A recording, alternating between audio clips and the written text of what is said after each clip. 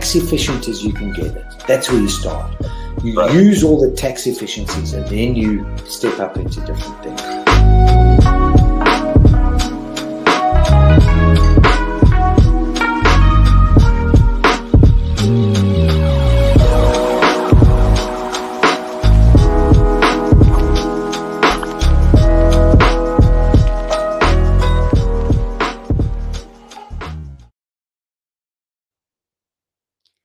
Welcome back to the show. It's a girl Sarah right here on Relax Radio, and I'm super excited to be here on this beautiful Wednesday morning. All right, and we're getting very close to the last few minutes of the show, but don't worry because we're talking about the London Tower Bridge, its important and fascinating history, and why it plays such a crucial part in why it plays such a crucial part in our day to day lives, right? Especially the bridge, what it is significant about. Now that's a conversation we've been having, especially because the bridge was actually especially because the bridge was actually stuck on Monday, and that caused a lot of problems. All right, it was. I mean, it sounds really funny because you think in this day and age, something like a bridge, like the Tower Bridge of London, wouldn't get stuck, but it did, and it's obviously because it was built all the way back in 1886, if I'm not mistaken, and it has a long history. So obviously, with regard to all of that, and the time period it was built, it's not like this is completely unexpected or whatnot. Now the Tower Bridge getting stuck is in fact very common. It happens quite often as well. So if what happened on Monday is actually nothing to be worried about. It happens, once in a while. Every now and then it does happen. All right, but keeping that aside, it does have a very interesting history. It has a very fascinating history as well, and it is there is a lot of significance because if you have something important that happens in London, for example, something like the Olympics, there's always, this landmark is always a part of it, right? So obviously, it's important to keep that in mind as well. Now, however, I want to very quickly, run through everything we spoke about before we head into the next part of this conversation. All right. Now, we spoke about how the London Bridge, or rather the London Tower Bridge, actually got stuck on Monday, and this was because they were trying to let a tall wooden ship pass through the bridge, right? And every time there are big ships that are passing through, what basically happens is the Tower Bridge is actually raised to let the ship pass through, right? And when they were trying to do this, and then they actually raised the basculates and let the ship pass through. However, after the ship passed through and they were trying to put the Tower Bridge down, it was actually stuck in the raised position, which means it was stuck like this, and there was traffic on either side, and this traffic really couldn't move, right? Obviously, because the bridge needs to connect for the vehicles to cross and even the pedestrians to cross, right? So in instances like that, because that was the case, they couldn't actually address the problem because this was stuck. And this actually happened at about 3 p.m. on Monday, and it actually took about 12 hours to actually fix the problem, right? And it caused a lot of traffic problems for several hours, which took about 6 hours to be managed, because according to the Transport for London travel updates, it took about 9 it was there until about 9 p.m. until they managed to largely resolve all of those traffic problems, right? And if you saw some of the pictures that were there, you would have seen how there were so many there were so many vehicles that was stuck. There was so much of traffic as well, right? So that is, if you just saw the pictures, I'm pretty sure you would have seen that as well. All right. And a spokesperson who actually works for the City of London Corporation said that due to a technical issue, that the Tower Bridge was unable to it was unable to function the way it normally would, and it was stuck in a raised position, and that they were working very hard to in fact resolve the issue, right? However, after a while, when I say after a while, I mean on Tuesday, they actually managed to fix this problem and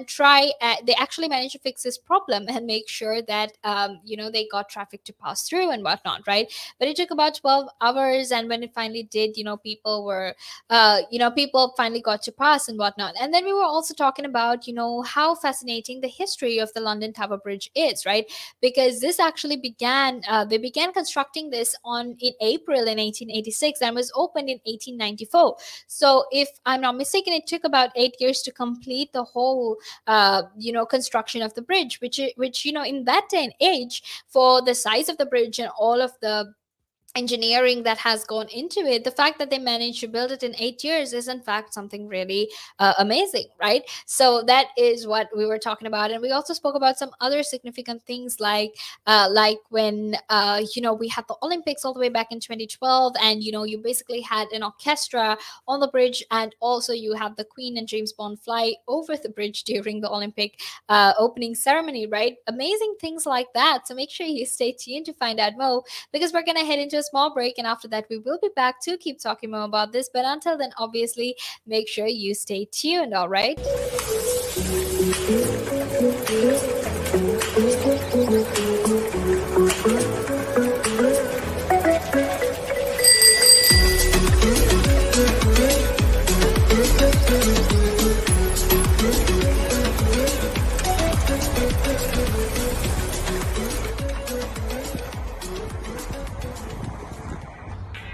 Cycling in London is not child's play. How to be a better cyclist. Listen to my show, only on Relaks Radio. I'm Kevin. Join me every Thursday, 5 p.m. Look forward to seeing you.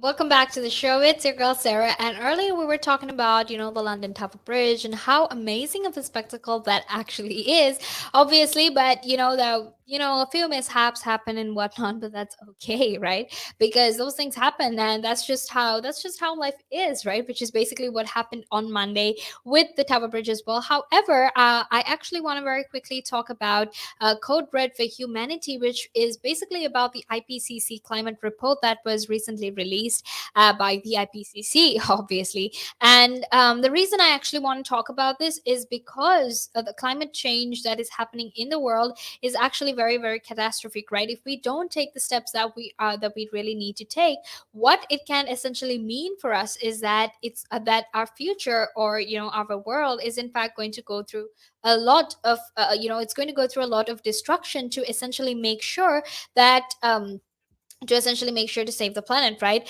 And right now, you're seeing wildfires, you're seeing flash floods, you're seeing heat waves, and this is all in fact a part of climate change. This is all influenced by climate change. So it's actually really scary, and that's why we have to talk about it as well. So let's very quickly dive into some of the findings that were released by the IPCC.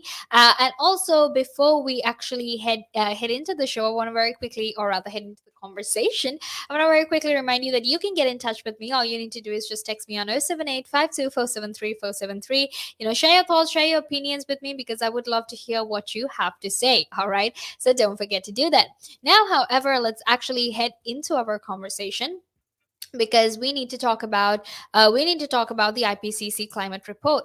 All right. Now, to very quickly run you through that, basically what happened was they recently released this report and said, look, if you don't really take the necessary steps right now, what's essentially going to happen is that it's going to create a lot of chaos for the future, right? Because they actually gave us a specific time period, and they said, look, you know what, if you don't manage to fix all of these problems, if you don't manage to cut your net emissions by a certain time period, what that's going to mean is that the planet is essentially going to get destroyed. However, being who we are, we don't really care about these things, and we don't really pay attention. We think it's a small problem and that it's overly exaggerated, so we really didn't do anything about it.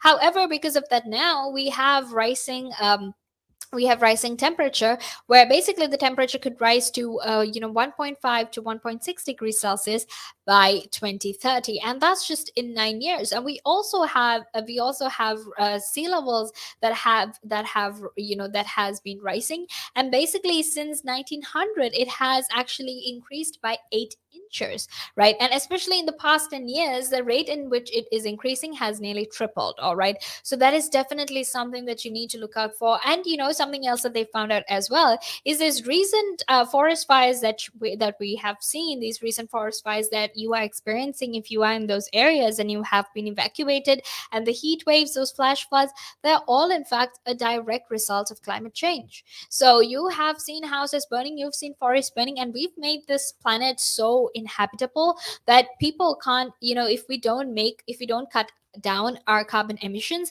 we actually will have to if we don't cut down our carbon emissions, what will actually happen is that our planet will actually die. There will be no more future for us in this planet. And so then, the whole point of space travel, none of that is actually going to be any important, because this planet would already be dead by then. All right, now there's also other big problems, because the permafrost is melting, and there's a lot of glaciers that are melting as well. So that is important to keep in mind, because all of these disintegrating ice sheets actually hold enough water to raise seas 1,000 meters, right? So the more this ice melts, the more the sea levels are going to rise. All right. So try and do your best to change your lifestyle, to make the necessary changes you need, because if not, it's in fact going to be very, very harmful, not just for you, but in fact for the entire world as well. All right. So don't forget to do that, and make sure you stay tuned, because Heba and I will be here in a few minutes to talk about, the A level results that were released. Okay. Because that's a very important conversation to be having, and it's interesting as well, because the pass rate has been higher, but not higher, but in terms of the number of A's, there has actually been higher A's than than in the past. So let's talk about all of that, but until then, obviously, you've got to make sure you stay tuned, because I will be back in a few minutes with Heba.